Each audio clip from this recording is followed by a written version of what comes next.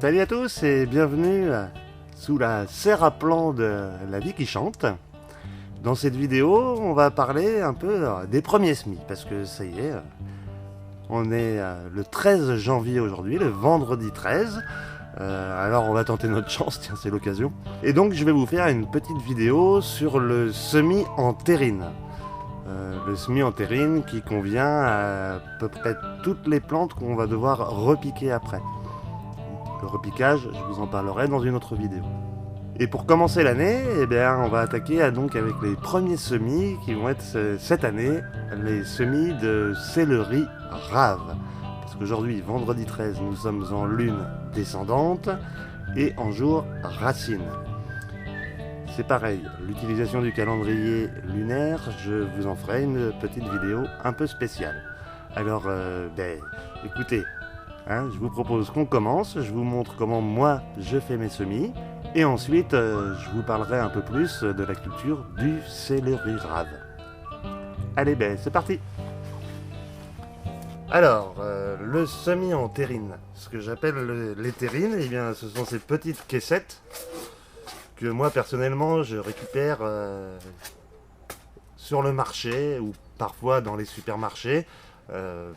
Auprès du poissonnier, ils sont tous bien contents, autant les petits poissonniers que les grands supermarchés sont très bien contents de ne plus avoir à payer pour jeter ça. Donc on en récupère quelques-unes. Elles ont l'avantage donc d'être percées pour éviter les trop pleins d'eau et d'avoir en général une profondeur presque idéale pour les premiers semis. D'ailleurs, vous voyez, celle-ci a dû contenir du merlan, je crois. La première chose pour faire les semis, eh bien, c'est de reconstituer un sol, parce que nous, notre boulot de jardinier, finalement, ce n'est jamais que d'essayer de reproduire les phénomènes naturels, quoi. Donc on va reconstruire un sol. Bon alors, après un truc un peu particulier, c'est que sur les semis en terrine, pour plusieurs raisons, je fais un mélange entre 50% de terreau et 50% de sable. C'est pour ça, vous voyez là je vais remplir 2 terrines de semis parce que j'ai 2 variétés de céleri rave. Donc afin de pas en utiliser trop, vous voyez j'ai fait une terrine de sable, une terrine de terreau. Comme ça, je suis sûr de mon 50%. Et puis, j'en préparerai pas en rab. Parce qu'après, le terreau va se dessécher. Et le terreau est un peu hydrophobe. C'est-à-dire qu'une fois qu'il est devenu sec, ça devient très compliqué de le réimbiber. Donc là, j'ai 50% de sable, 50% de terreau. S'il vous plaît, faites quand même un minimum attention au terreau. Moi, depuis que je jardine, j'utilise toujours un terreau bio et un peu professionnel. L'année dernière, j'ai essayé des terreaux un peu plus conventionnels de supermarché, dans lequel on retrouve des bouts de plastique et on retrouve beaucoup de branches. Vous voyez, on se fait un petit peu avoir sur le prix. Quand on rajoute une branche, forcément, c'est comme si on mettait des pierres dans les filets de patates, quoi. Forcément, ils sont gagnants là-dessus. Donc, par souci d'économie financière et de matière, eh bien, je mélange donc sable et terreau à 50%. L'autre avantage de mélanger le terreau et le sable, c'est que ça rend le terreau plus drainant et on a, je dirais, à peu près 50% de risque en moins d'avoir des trop pleins d'eau. Parce qu'il faut savoir que dans ces terrines, un surplus d'eau risque de provoquer ce qu'on appelle la fonte du semis, qui est un champignon. Malheureusement, j'aurai certainement la chance, ou l'occasion en tout cas, de vous montrer ce que c'est que la fonte du semis, parce que ça arrive à peu près tous les ans. Le problème, c'est qu'une fois que la fonte du semis est dedans, les plants sont foutus, on peut tout jeter et recommencer. Et sur un semis de céleri rave, par exemple, comme c'est le cas aujourd'hui, le céleri rave étant une culture quand même très longue, qui prend 7 à 8 mois entre le semis et la récolte, bien vous comprenez qu'on ne va pas pouvoir recommencer 30 fois. On va peut-être faire une fois, 2 fois. En général, moi je le fais 2 fois pour pouvoir étaler la récolte. Alors c'est parti, je vous emmène sur la table de rempotage où je fais mes mélanges de terreau et de sable. Vous allez voir que c'est quand même bien pratique d'avoir une table à hauteur. Pour ceux qui veulent produire en grosse quantité, ça permet de diverser un sac de terreau entier. Bon, c'est le confort de travail, on y a le droit quand même.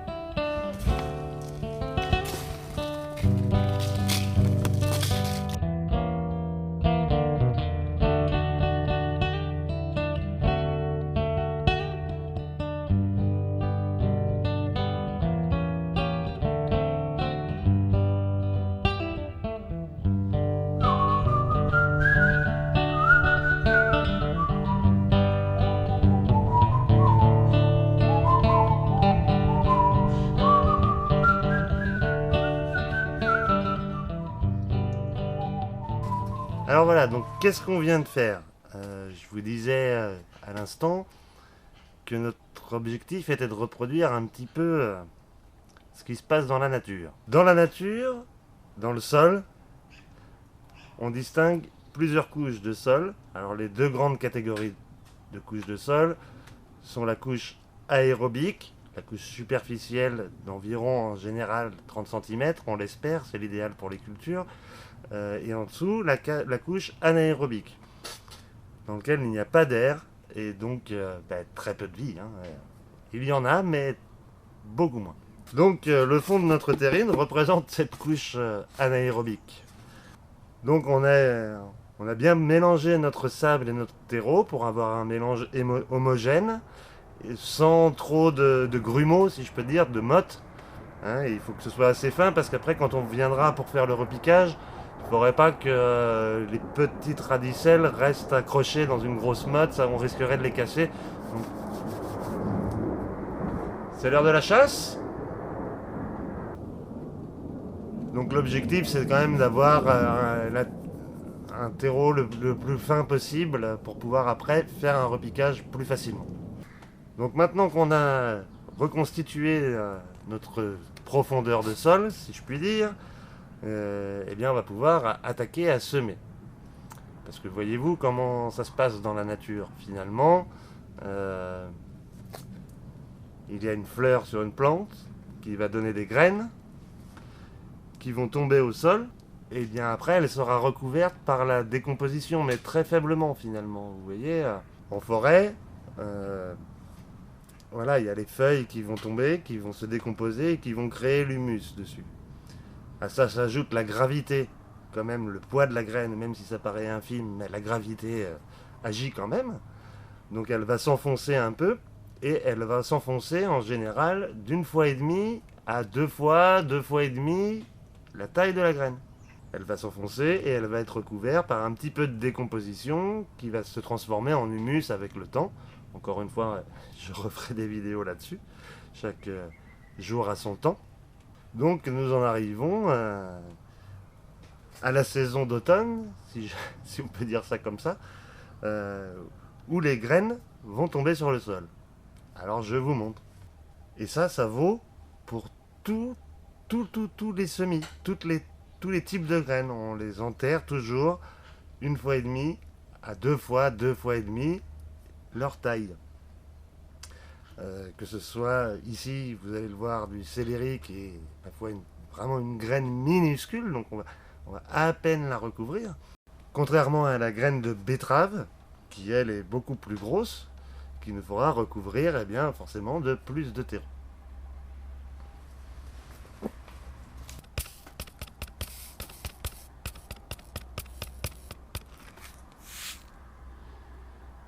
Alors vous voyez, comme je vous dis, la graine de céleri est vraiment petite. Là, dans ma main, j'ai l'équivalent d'à peu près 1000 graines. Donc c'est quand même une grosse quantité. C'est pour ça que aujourd'hui, je vais en semer que la moitié. Je ressemerai l'autre moitié le mois prochain pour prolonger les récoltes. La graine étant tellement petite, bon, j'ai pas vraiment de distance à respecter. En terrine, on n'a pas vraiment de distance à respecter, puisque dès que les plants seront nés, on va les retirer et le repiquer dans des godets ou des mottes, ou peut-être parfois directement en pleine terre à la bonne distance. Donc finalement, en terrine, on se soucie peu de la densité de semis. Donc voilà, là c'est parti, on sème à la volée.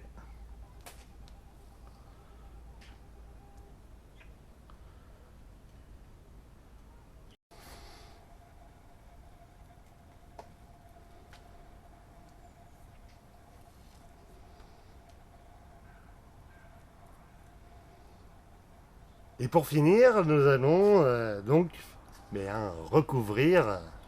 Enfin, pour finir, c'est pas tout à fait la dernière étape, on y est presque, vous inquiétez pas.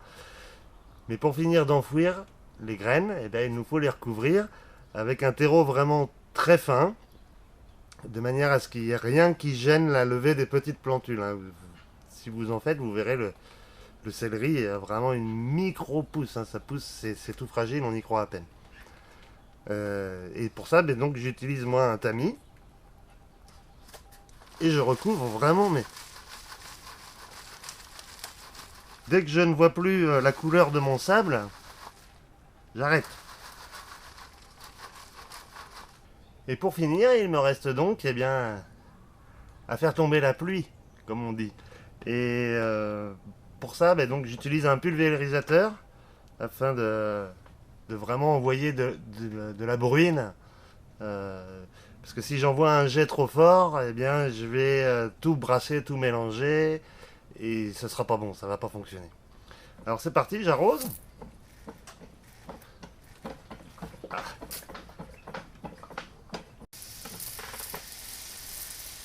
Et là, pour le premier arrosage, eh bien, vous voyez, faut vraiment pas hésiter à arroser vraiment peut-être même trop en fait, pour le premier arrosage, histoire de bien mouiller le terreau jusqu'au fond de la terrine.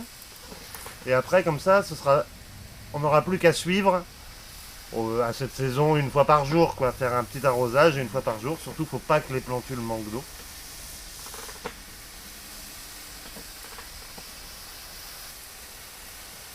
Et vous devriez voir normalement au bout d'un moment les petits pores du terreau qui se rebouchent. Une fois que tout est bouché et que l'eau commence à stagner dessus, eh bien c'est bon, vous avez assez arrosé. Là, vous voyez, mon pulvérisateur, normalement il fait 20 litres. Là, j'en ai mis 5 litres et je vais pas tout passer, quoi. Alors voilà, maintenant on a fini l'arrosage, le semis est réalisé. Il ne reste plus qu'une dernière étape très importante, mais qui n'est pas naturelle, chose qui n'existe absolument pas dans la nature. Bah, il va nous falloir étiqueter nos barquettes, noter céleri, monarque, etc., etc., pour chaque variété. Parce que vous pouvez être sûr que d'ici 2 mois, les caissettes vont s'empiler et je ne serai plus capable de savoir quelle variété je vais planter et à quel endroit. Alors voilà, le semis de céleri rave, le premier de l'année, est enfin effectué. Donc maintenant, ben, comme convenu, je vais vous parler un petit peu de la culture du céleri rave, que vous aurez l'occasion de voir et de suivre tout au long de l'année au potager de la vie qui chante. Mais voilà, pour que vous puissiez en cultiver, eh ben, je vais vous expliquer comment ça marche, comme ça vous saurez à quoi vous vous engagez. Alors c'est parti pour la céleri rave partie. Donc le céleri rave est un légume ancien, hein, on en retrouve des traces écrites dès le XVe siècle. Le céleri rave qui fait partie de la famille des apiums et qui est une amélioration de l'ache sauvage. Voilà, à force de sélection sur l'ache sauvage, il y en a qui ont préféré choisir le céleri à branches, le céleri à côte, et d'autres qui ont favorisé la racine, le céleri rave. Comme je vous le disais en préambule, c'est une culture qui est très longue, qui va prendre 7 à 8 mois avant la récolte. Donc ça va nécessiter forcément beaucoup d'entretien, de désherbage, parce que le céleri n'ayant pas un feuillage non plus, le céleri rave en tout cas, n'ayant pas un feuillage démesuré, il va laisser la lumière pénétrer quand même sur la terre, et donc il va nécessairement y avoir des mauvaises herbes, mauvaises graines, si on peut dire, qui vont germer. Donc il faudra s'en occuper et suivre ça tout au long. C'est pas le seul entretien, c'est pas la seule astuce, je vous explique par la suite. C'est également un légume très gourmand, des légumes racines vraiment qui a besoin d'un sol riche, profond, hein, parce que c'est un légume racine, donc il lui faut quand même une certaine profondeur de sol. Par contre, c'est un légume racine, donc il ne lui faut pas trop d'azote. Alors c'est pour ça qu'on utilisera plutôt un compost qu'un fumier.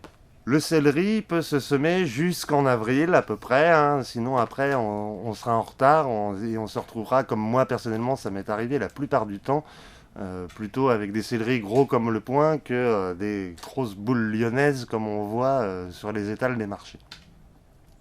C'est pas une culture évidente, mais qui mérite quand même tout son intérêt.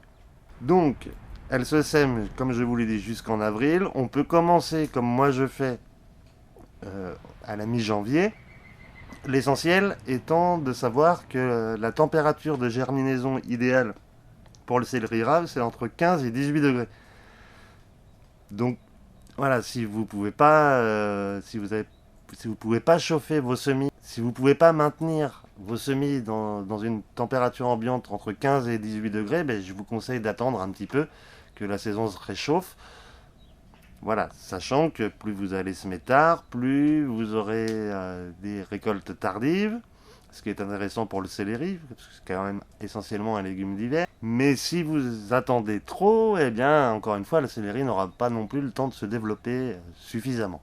La particularité de ce légume racine, c'est qu'il va falloir le forcer en fait à gonfler sa racine, parce que naturellement, il a tendance plutôt à faire des branches et à aller chercher la lumière. Pour ça, ça nécessitera 2 repiquages. Quand ils atteindront le stade de feuilles, il faudra leur faire un premier repiquage, c'est-à-dire donc les sortir de nos terrines et aller les repiquer dans d'autres contenants. Au passage, on en profitera pour enlever un maximum de radicelles à chaque repiquage. Hein, on va le faire, donc le repiquage intervient au stade 2 feuilles, au stade 4 feuilles, puis après, on pourra les mettre en terre. Et ensuite, tout au long de la culture, il faudra venir enlever des feuilles, toutes les feuilles du pourtour de la rave, pour forcer cette rave à grossir. Puis quand arrivera le temps de la plantation, eh bien donc, comme je l'ai déjà dit, on les mettra dans une terre quand même riche en humus, en matière organique, pas spécialement en azote encore une fois, hein, parce que l'azote va favoriser le feuillage et non pas le développement de la racine. Et on les plantera au jardin, je dirais aux alentours du mois de mai-juin, à une distance de 30 cm en tous sens, c'est-à-dire 30 cm sur le rang et 30 cm entre les rangs. Il est peut-être possible de resserrer un petit peu, mais bon, il ne faut pas trop exagérer non plus, parce que ce légume, encore une fois, est vraiment gourmand. Ce légume est donc un super légume d'automne et d'hiver qui se conserve très bien à la cave ou dans le cellier, à l'abri de la lumière. Vraiment, ça se conserve très très bien. Donc c'est vraiment un légume intéressant pour passer l'hiver. D'autant plus que c'est quand même un légume très nourrissant. Hein. Si vous avez des enfants et qu'ils n'aiment pas le célèbre céleri rémoulade, ben, sachez que vous pouvez en faire des frites par exemple. Ça pourrait déjà les attirer un petit peu plus. Je voudrais ajouter quand même, avant de finir cette vidéo, pensez à pailler les céleris, parce que comme je vous l'ai dit, c'est un légume gourmand d'eau, donc il va falloir vraiment limiter l'évaporation en été. L'été, c'est vraiment intéressant de le pailler, sinon bah, il va souffrir de la sécheresse, forcément. Alors voilà, bon, je pense avoir dit déjà pas mal de choses sur le céleri, sur cette technique de semis en terrine. Bon, ben, sur le céleri, de toute façon, on va suivre la culture tout au long de l'année, comme toutes les autres cultures. Et sur les différentes techniques de semis, eh bien, je reviendrai en temps et en heure, suivant la saison, pour vous montrer comment je fais moi. Et on se revoit normalement la semaine prochaine, donc pour une nouvelle vidéo sur un nouveau mode de semis pour d'autres légumes. On va parler des laitues, des salades, des choux. Voilà, donc je vais vous montrer comment je fais. Et puis profitez-en parce que comme je suis équipé, je sème un peu en avance. Donc vous avez le temps, hein. Vous avez encore largement un mois après la vidéo pour faire vos semis. Bon écoutez, d'ici là, portez-vous bien, jardinez bien, et puis on se retrouve bientôt pour de nouvelles vidéos. Et d'ici là, comme d'habitude, restez à l'écoute. Il y a la vie qui chante. Allez, salut la bise!